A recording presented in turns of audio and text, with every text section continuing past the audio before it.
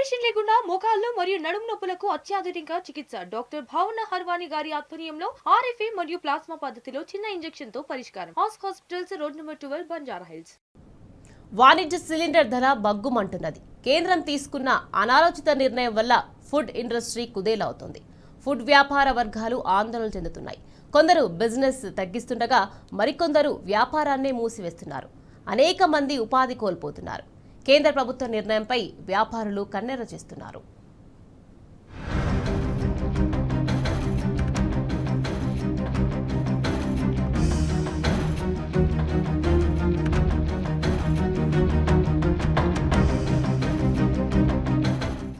కేంద్ర ప్రభుత్వ అనాలోచిత నిర్ణయంతో 19 కేజీల వాణిజ్య గ్యాస్ సిలిండర్ ధర భారీగా పెరిగింది. ఒకేసారి 993 రూపాయలు పెంచడంతో 3,317 రూపాయలకు చేరింది. ఈ ప్రభావం మొత్తం ఫుడ్ ఇండస్ట్రీనే కుదేలు చేస్తున్నది. లక్షలాది కార్మికుల ఉపాధిని ప్రశ్నార్థకంగా మార్చింది. కమర్షియల్ సిలిండర్ ధర అనూహ్యంగా పెరగడంతో హోటళ్లు, రెస్టారెంట్లు, వీధి వ్యాపారులు తమ వ్యాపారాన్ని తగ్గించుకున్నారు. కొందరు నష్టాన్ని తగ్గించుకోవడం కోసం ఆహార పదార్థాల ధరలు పెంచారు. మరికొందరు ఉత్పత్తిని తగ్గించి కార్మికులను తొలగించారు.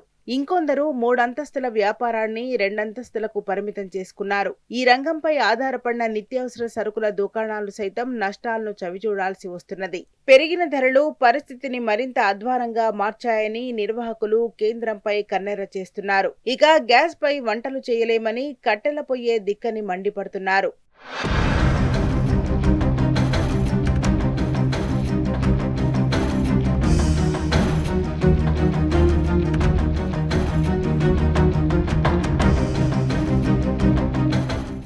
హైదరాబాద్లో ప్రధానంగా ఎస్ఆర్ నగర్, అమీర్పేట్, ఎల్లారెడ్డిగూడ, అశోక్ నగర్ తో పాటు నారాయణగూడ, చార్మినార్, నాంపల్లి, దిల్సుఖ్ నగర్, కోటి, మాదాపూర్ తదితర ప్రాంతాల్లో అత్యధికంగా ఉన్న హోటళ్లు, హాస్టళ్లు, చిరుతిండి వ్యాపారాల నిర్వహణ అతలాకుతలమైంది.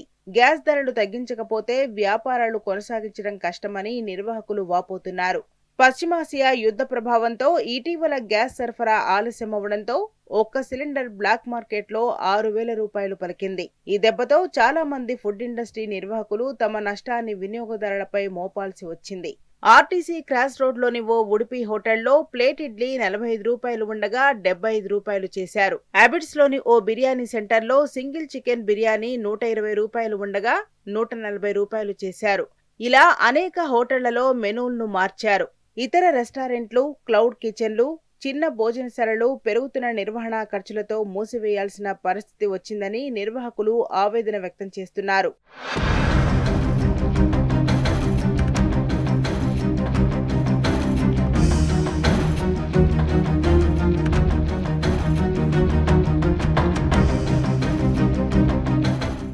ఖర్చులను నియంత్రించేందుకు కొందరు హోటల్ యజమానులు ఉద్యోగులను తగ్గించే దిశగా అడుగులు వేస్తున్నారు. మరికొందరు వ్యాపార సమయాలను కుదిస్తున్నారు. దీని ప్రభావంతో ఉపాధి అవకాశాలు కూడా తగ్గే ప్రమాదం ఉందని చెబుతున్నారు.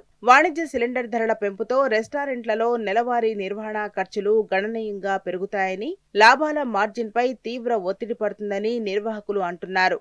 మరికొన్ని రెస్టారెంట్లలో సిలిండర్ల వాడకం తగ్గించి కట్టెలు, విద్యుత్ గ్రిల్స్, ఇండక్షన్ పరికరాల వినియోగానికి అలవాటు పడ్డారు.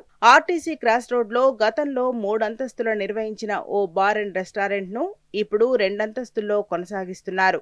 నెమ్మదిగా వండే గ్రేవీలు, నూనెల్లో వేయించే స్నాక్స్ తగ్గిస్తూ పిజ్జాలు, బర్గర్లు, శాండ్విచ్లు, బ్రేక్ పాస్తా వంటి ఓవెన్, గ్రిల్ పై వండే వంటకాలను అధికంగా చేస్తున్నట్టు వ్యాపారులు చెబుతున్నారు.